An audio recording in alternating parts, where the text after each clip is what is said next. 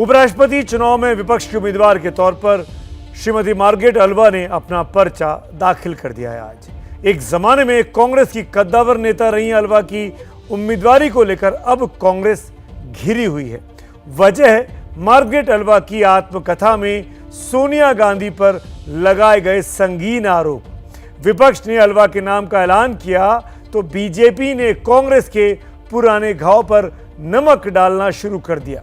लेकिन कांग्रेस ने आखिरकार क्यों बनाया सोनिया गांधी की विरोधी मार्ग्रेट अल्वा को अपना उपराष्ट्रपति उम्मीदवार, इसको समझने के लिए हमारी ये खास रिपोर्ट देखिए।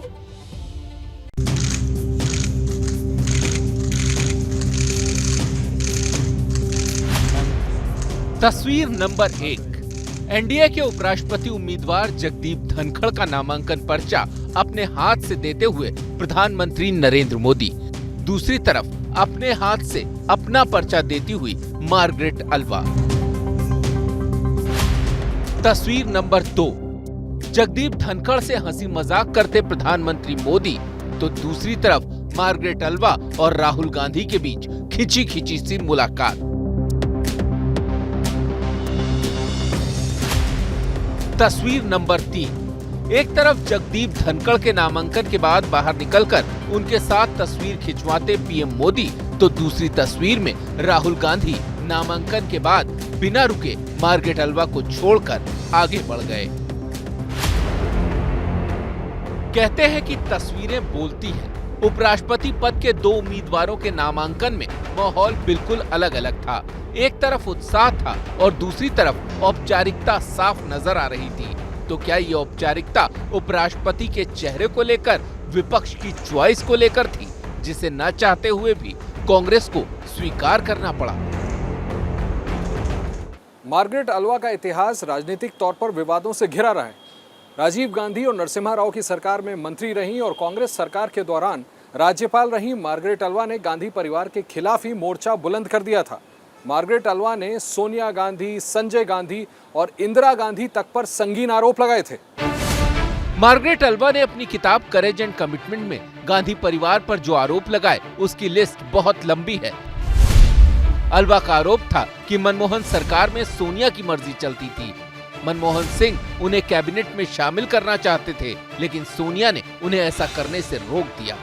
अल्वा ने यह भी लिखा है कि सोनिया और नरसिम्हा राव को एक दूसरे पर भरोसा नहीं था और दोनों एक दूसरे पर नजर रखते थे।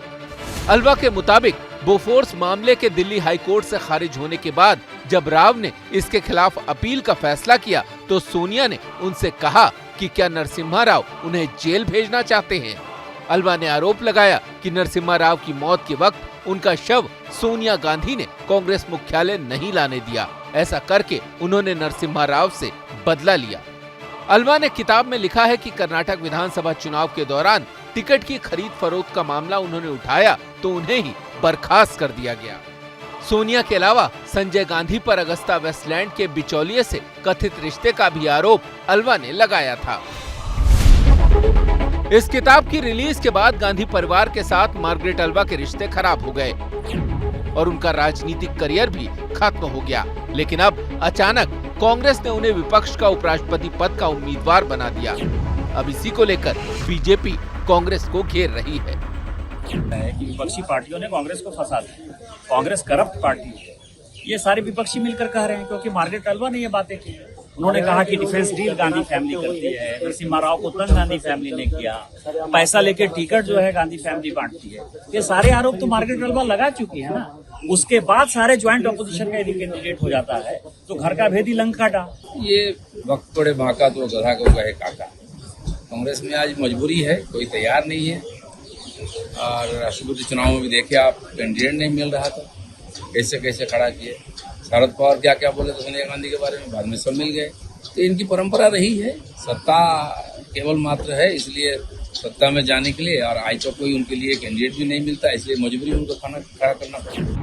बीजेपी सांसद निशिकांत दुबे को लगता है कि विपक्ष ने मार्ग्रेट अल्वा को उम्मीदवार बनाकर कांग्रेस को फंसा दिया। सारे अपोजिशन वाले कांग्रेस को मारना चाहते हैं कि जिंदा करना चाहते हैं, इसी से अंदाजा लगा सकते हैं। इसका मतलब ये है कि सारे अपोजिशन ये समझते हैं कि कांग्रेस जैसी पार्टी का रिवाइवल मुश्किल है, उसको रसातल में चला जाना चाहिए और यही कारण है कि उन्होंने मार्गरेट अल्वा को जो है इसका उम्मीदवार चुना। तो क्या मार्गरेट अल्वा की उम्मीदवारी कांग्रेस के लिए मजबूरी का सौदा है? नाना करते भी कांग्रेस को विपक्ष का ये फैसला मानना पड़ रहा है। ये अच्छी कैंडिडेट है, महिला है, माइनॉरिटी कैंडिडेट है, जिसको राज्यसभा में एक्सपीरियंस है और केंद्र में मिनिस्टर थी और गवर्नर भी थी, तो इतने सब क्वालिफिकेशन उसके पास है।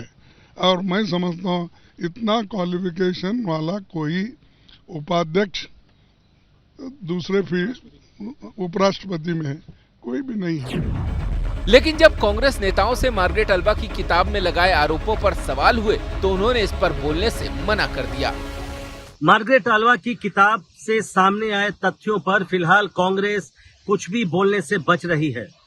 जाहिर है उपराष्ट्रपति चुनाव से ठीक पहले सामने आए इन तथ्यों से पार्टी असहज महसूस कर रही है, क्योंकि पार्टी को पता है कि इन तथ्यों का असर चुनाव परिणाम पर पड़े या न पड़े, लेकिन इससे बीजेपी को तंज कसने का मौका तो जरूर मिल गया है। अल्वा के नामांकन के मौके पर सोनिया गांधी नहीं आई। कांग्रेस के मुताबिक सोनिया बीमार हैं। तमाम आरोप लगाने वाली मार्गरेट अल्वा को उम्मीदवार बनाकर कांग्रेस ये बताने की कोशिश कर रही है कि वो बदले की राजनीति नहीं करती। कभी सोनिया के खिलाफ जितेंद्र प्रसाद ने अध्यक्ष पद का चुनाव लड़ा था, लेकिन जितेंद्र प्रसाद के बेटे जतिन को मनमोहन सरकार में मंत्री बनवाया। वैसे ही पीएस संगमा ने सोनिया के विदेशी मूल को लेकर पार्टी छोड़ दी थी, लेकिन सोनिया ने उनकी बेटी अगाथा संगमा को भी मनमोहन सरकार में जगह दिलाई। दिल्ली से रविकांत और प्रशांत के साथ आशीष कुमार सिंह की रिपोर्ट।